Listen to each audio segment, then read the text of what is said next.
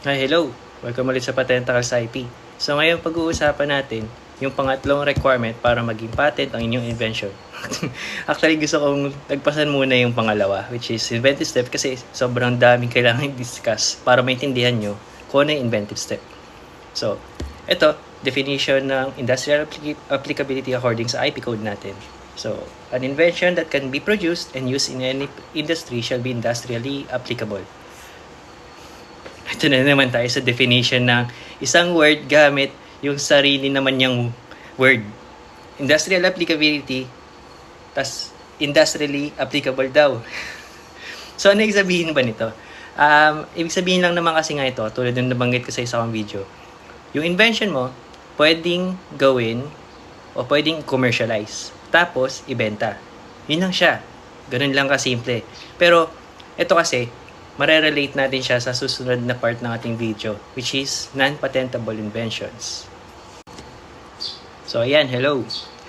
Ito na ang ating non-patentable inventions according kay Rule 202 na implementing rules and regulations on inventions, on patents pala, utility models and industrial designs. So, karamihan kasi sa listahan na to, hindi siya pumapasa sa industrial applicability na requirement. Kasi, for example, yung unang tatlo, discoveries, scientific theories, tas abstract ideas, tas plant varieties or animal breeds. Hindi mo sila iproproduce commercially, or sabihin natin, for literal na definition, hindi niya sila na-produce sa factory, tas ibebenta. So, ibig sabihin, pag may na-discover ka na bagong animal, sabihin natin na hindi pa na-explore mabuti na kagubatan, pwede mo siyang ibenta, pwede siya maging exclusive sa'yo. Hindi naman ikaw yung gumawa nun, hindi ikaw yung inventor.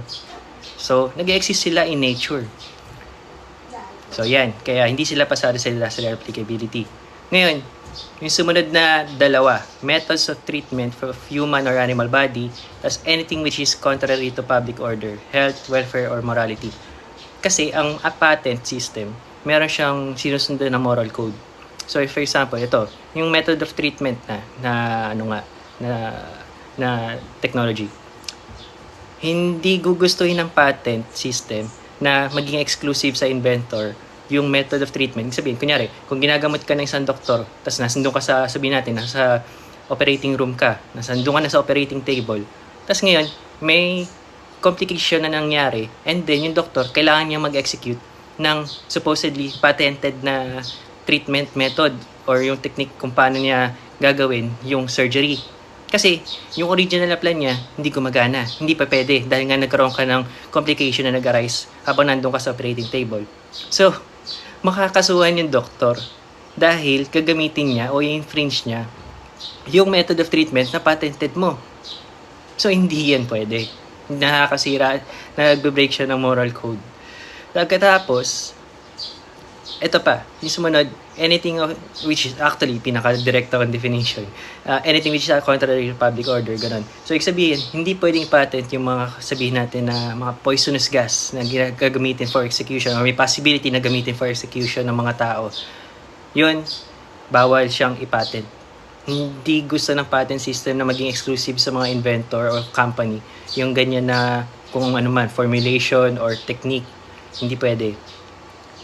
And then, schemes, rules, and methods for performing mental acts and playing game. So, sobrang obvious. Yung mga schemes and rules, hindi naman yan nagagawa nga sa factory. Hindi yan nagagawa.